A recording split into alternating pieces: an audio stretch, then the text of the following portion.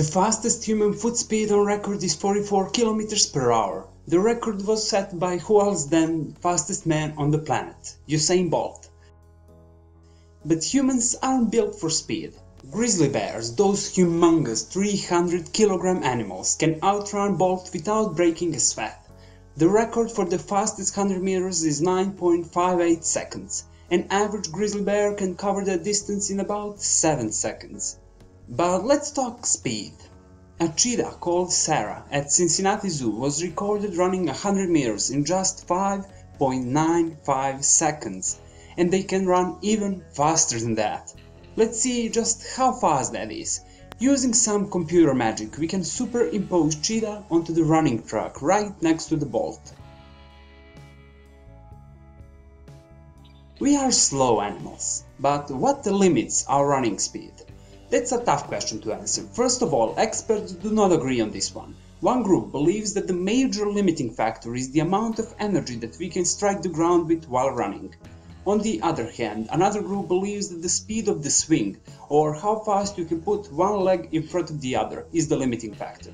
Some say that we won't run much faster than today, that we reached our limits. Others say that sometime in the future we will be able to run even 2 times faster than today. We don't know for sure. What we do know is that we are awesome at running, long distance running to be precise. Compared to the other animals, we are the kings of ultra distance running. Endurance running hypothesis suggests that endurance running played an important role for early humans in obtaining food. And I quote, "Humans have a certain badass, not intelligence-related quality. Apparently, science tells us is that we are boogeyman of the savannah. Maybe not the deadliest creature, but much creepier, because we give the victims the time to marinate in their own fear. Those antelopes and whatever, they can run faster than us, yes, but we can keep running, and with our elevated point of view and good binocular vision, our hunting party will specifically mark one of them for death. With our peculiar two-legged gait, we follow without spending too much energy. Our hairless features make it easier to shed excess heat. Eventually, the victim staggers, gasping for breath, overheating in its own fur, eyes rolling desperately in their sockets as its herdmates leave it behind. The hunting party circles, bringing out crude sticks and stones.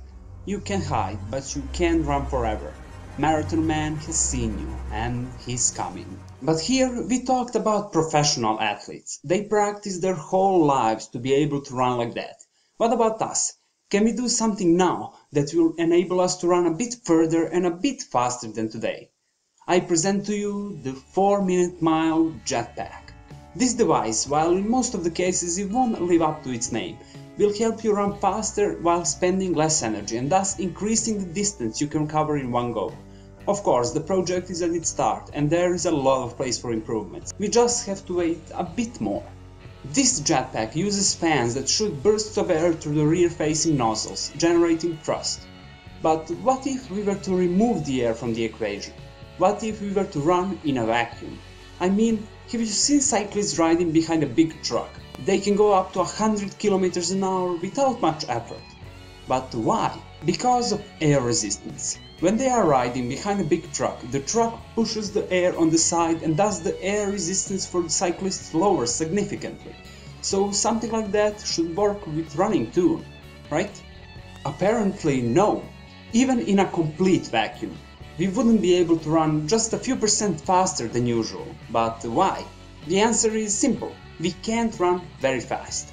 When you're riding a bike, you're traveling much faster than when you are running, so the more air resistance you'll encounter, and thus this drafting will have a noticeably bigger impact. So the only thing we mere mortals can do is wait for this jetpack thingy to be improved. Keep exploring and I'll see you next time.